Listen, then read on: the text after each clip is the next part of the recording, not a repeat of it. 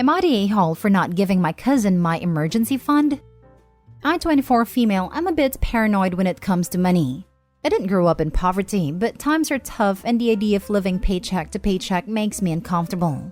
It's important to mention that now I have a stable, good-paying job, but I struggled a lot during college, since my parents weren't able to save enough for my college fund.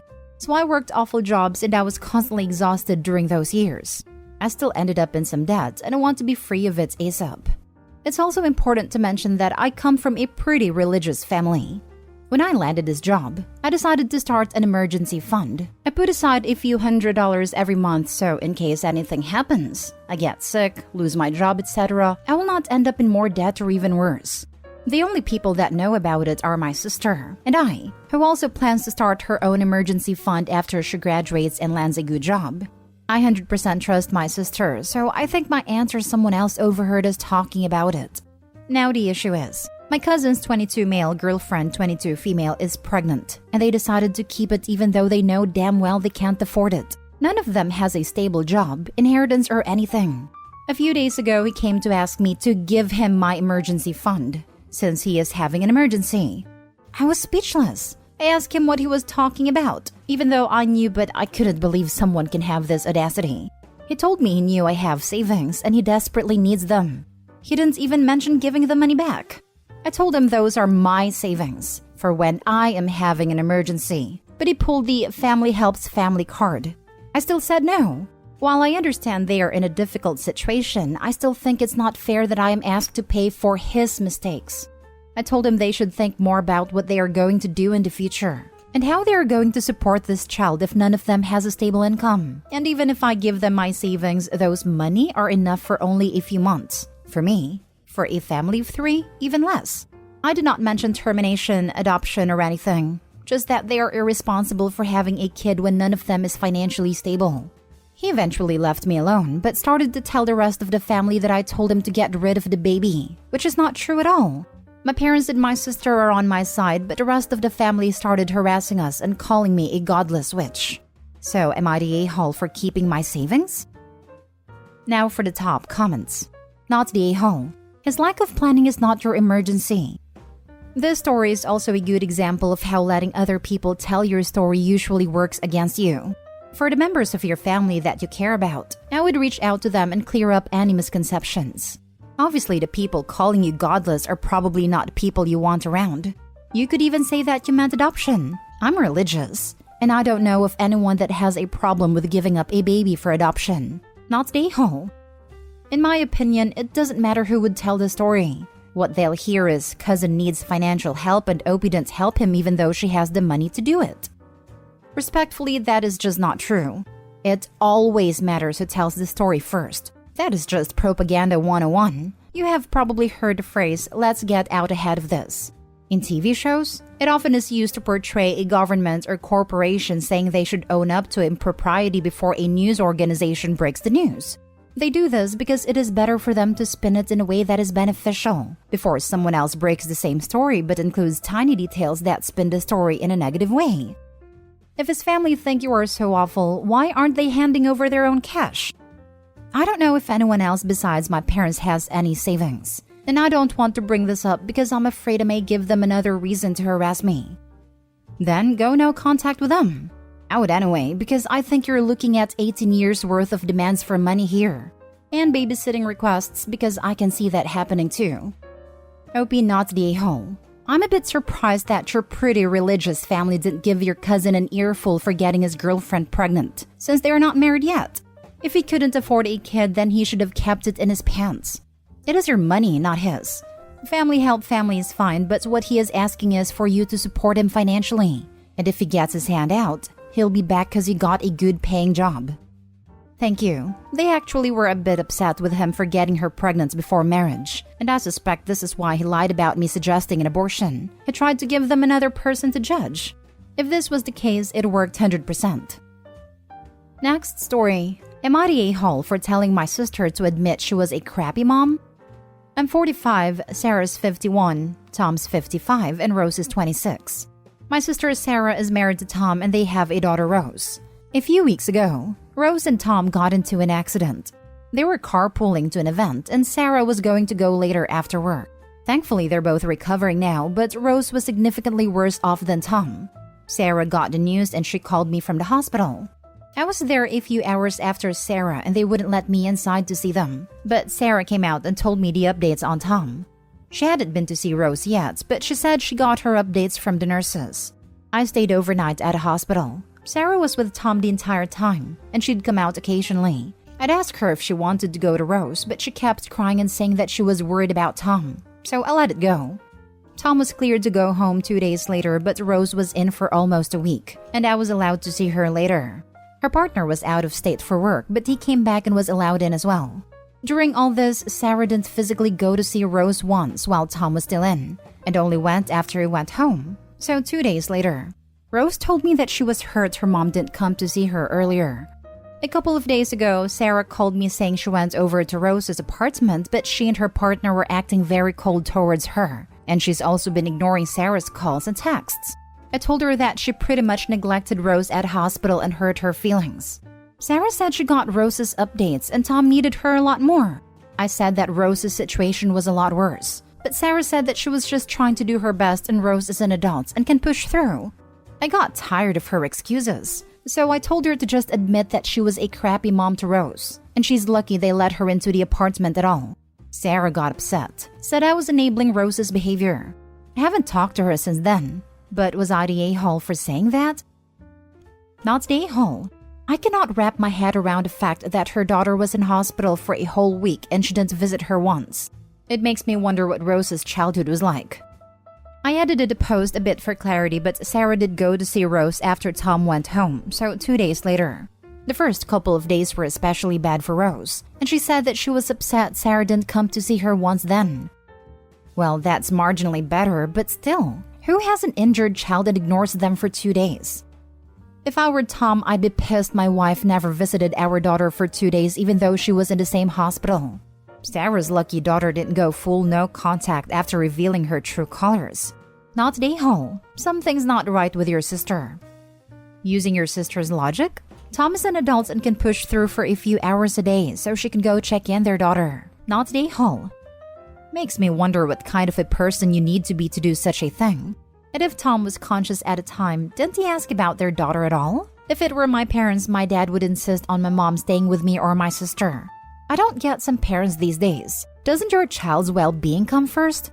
Sure, your partner is important too. But if your child is significantly worse, at least split the time between them. No matter if they're 3 or 30, that's your kid. You're supposed to care. Not the a-hole. That was absolutely poor mommying. I can't imagine for a second that there wasn't an opportunity to see Rose as well as her husband, even if she was emotionally distraught at first. Rose likely feels this showed her mom's true feelings toward her. That's what I told her too, but she just kept saying that Tom needed more support and Rose isn't a child anymore, so she'll be fine. Next story is titled, Am I the a-hole for asking my children's grandparents to watch over them? I am the blessed mother of 2 kids young enough to need permanent supervising. Since the first one was born, I refused to be a stay-at-home mom because I can't give every breathing second of my life towards my children. I love my family very much, but every now and then I need some me time to kick back. I discussed it with my husband at the beginning of our family life, and we agreed to give each other the space we need among the family and couple life. So, I'm no stranger to going out having some fun time either by myself or with my friends while my kids are home with dad. My husband prefers to give up his alone time in our family's favor. Don't get me wrong, I'd always drop everything if there's a problem with my kids or him, but he likes to spend time with us even when he could be doing something different. I have nothing against it and support him whatever he decides. If he wants to stay in, he's welcome. If he wants to go out, I got him. One weekend, I had this fancy appointment I was really looking forward to. I've been speaking about it the whole week. Both the kids and husband knew perfectly well about it. Thursday night, my husband received an invitation from one of his coworkers. It was overlapping my appointment, but he said he'd like to go. I told him he totally should and that we'll speak to the kids' grandparents to watch them. Then he lost it. He complained, why do we have to ask someone to watch our kids as they should be our responsibility? He complained about how he usually stays home with the kids when I go have fun and how I can't support him. I reminded him about a couple times he went out and I stayed in, but he said it's been more times the other way around and it's not fair. I told him it's not a freaking contest and that I'm not free, so I can't watch the kids. I don't understand why he can't accept a solution that would end all of us happy. The two of us get to have our fun and both the kids and the grandparents love to spend time with each other. It almost sounds like he is jealous I'm also having a good time without him, just like he is without me. I also want to mention we have left the kids with their grandparents multiple times when we attended events together without a problem. So I don't get what's the issue now. Is it something I'm oblivious to? Info. How often would you say that you go out to do your own thing and leave your husband watching the kids? Because I'm getting the feeling that his issue isn't about this specific appointment. Maybe around 3 or 4 times a month. Sometimes more often than the other times, I guess. There are moments when I'd rather stay with the kids, but my husband attends events that would require my presence too, so I sometimes go out with him and don't feel the need to go out for a while. I also want to mention we have left the kids with their grandparents multiple times when we attended events together without a problem, so I don't get what's the issue now. Is it something I'm oblivious to? Resentment. He thinks you do your own thing too much. From some of the statements you made, it seems like it's a chore to spend time with your family. Being there if they really need it isn't the same as choosing and enjoying being with your family you created. The whole, hey, I support his decision to spend time with the kids when he doesn't have to is weird, right? Like she can't understand why he'd pick that instead of going out constantly, like she does. Opie could be a great parent. However, her language and the vibe the post gives off to me makes it seem like she wants to be anywhere else but home with her family, unless she has to be. It honestly feels like her husband wanted kids and she didn't, and that this was the compromise. Except the husband had no idea what he was asking for when he asked for it and is pissed off that Opie's sticking to the agreement. How many times has Reddit seen this in reverse and called the dad who didn't want the kids a deadbeat for it? Last story is titled, Am I the a-hole for not getting rid of my dog from my dog-phobic stepdaughter? My husband and I have a modern Brady Bunch with my 2 kids, his daughter and our child together. My 2 are early elementary school. Our child together is a year old and his daughter is 15. His daughter only comes around in the summer and due to things, this is her first summer visit since her father and I got together in 2020. She's a very good kid, gets good grades. The only issue is that his daughter has a deep fear and disgust around one thing and one thing only, dogs. I was told that there was a general culture against dogs where she was raised. But that culture intensified when there was a tragedy a few years ago involving dogs and some neighborhood children. My husband's daughter saw the entire thing, and it stuck with her. I have a 6-year-old golden retriever who my kids and I love dearly. I was worried that it could be a problem, but my husband told me it wasn't a problem because it wasn't the same kind of dog, and she could be polite about it. It lasted about 4 hours. The day she landed, we came home from dinner and then suddenly hear screaming coming from upstairs. It sounded like an emergency, so we rushed in. And it was because a few dog hairs had gotten on her clothes from Augie walking around the room. She spent hours freaking out over it. She ran everything she got through the wash 3 full times, using an entire container of OxiClean in the process and deep cleaned the entire room. We obviously did everything possible to prevent Augie from going near her room after that and always kept the door closed, but it only got worse from there. She refused to sit on the living room furniture because it was dirty, obsessively vacuumed anywhere he could have been until I hit a vacuum, and jumped back and screamed anytime that he could have gotten near her. It was very clear that something not good was going to happen if they continued living together. So we found an Airbnb down the street solely for her and split time there. It was incredibly expensive, but it worked for the summer and allowed for some normal visit time. We absolutely cannot afford to do that again for 3 more summers.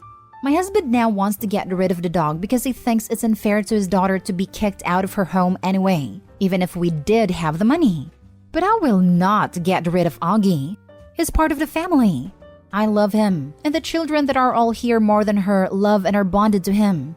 It's not fair to them to get rid of him for a part-time child. We've been arguing about this for days now, and now his mom and his ex-wife are involved because of how this affects his daughter. They're all saying I don't love his daughter and I'm playing favorites. I don't think I am. Not the a-hole. Keep your sweet pup and insist on therapy for the kid. Living life scared of dogs is no way to live. Edited to add, this kid doesn't even live with you. She's just a visitor.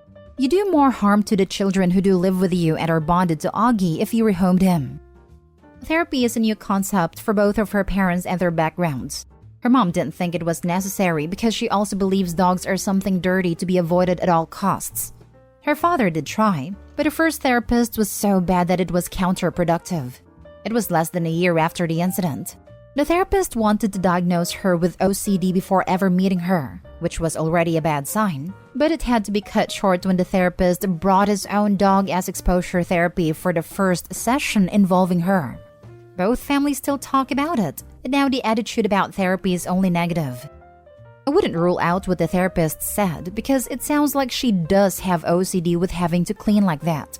That's a symptom of OCD, but exposure therapy shouldn't have been in her first session. Not the a-hole, and her parents need to get her therapy ASAP. This is extreme behavior. She is not over the trauma of what happened. They've tried. It was so bad that it made things worse. That's great. They need to try it again. Otherwise, she won't be able to visit her dad ever again. Unless if you get rid of your dog and never get another dog ever again.